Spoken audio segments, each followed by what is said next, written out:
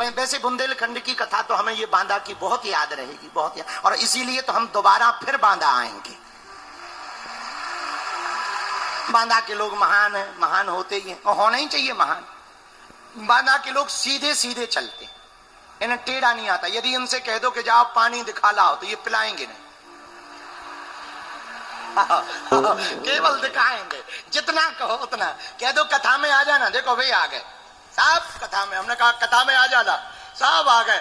अभी जब हम चले आ रहे थे रास्ता में बैरिकेड तोड़ के आ गए और कहा जय प्रभु, खूब हंसते हुए आनंद लेते आए। पर बांदा तो बांदा है, कुछ भी कहो, बांदा का दिल बहुत बड़ा है। और यूपी के इस बांदा के जिले से, ये राइस नगरी है, ये चावल की नगरी है, ये संकट मोचन की नगरी है, ये खत्री पहाड़ पर बैठी विंध्यवासिनी माता की नगरी है, ये महर्षि वामदेव की नगरी है, ये भैया गुड़ा के हनुमान की नगरी है, ये कैन नदी के किनारे की नगरी है। बुरा न माने तो एक बात बोले, बांदा छोटी काशी है।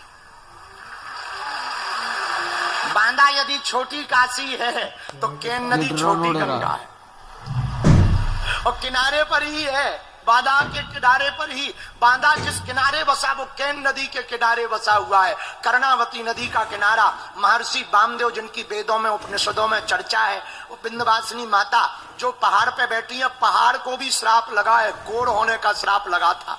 हाँ, जिस पहाड़ पर विंध्यवासिनी माता खत्री पहाड़ पर बैठी है, ऐसा अपना बांदा है। क्या कहना, एक तरफ करतल है, नरैनी है, अतर्रा है, महोबा है, दूसरी तरफ एमपी है, पर बीच में बांदा है।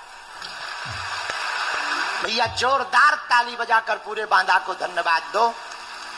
और आज का नजारा भी बड़ा अद्भुत है। पंडाल के चारों तरफ लोग ही लोग दिखाई पड़ रहे, खूब नारियल बिक रहे, झंडा, नारियल, फुलकी। आहा, कल तो हमें एक 80 साल की माताजी फुलकी पियत दिखी।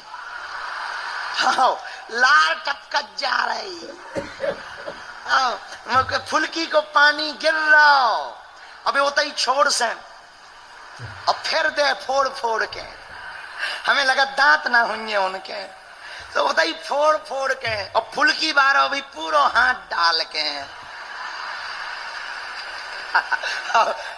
अच्छा एक बात बोले, बुरा ना मानो, कितना घर पे फुलकी खा लो, जब तक वो हाथ डाल के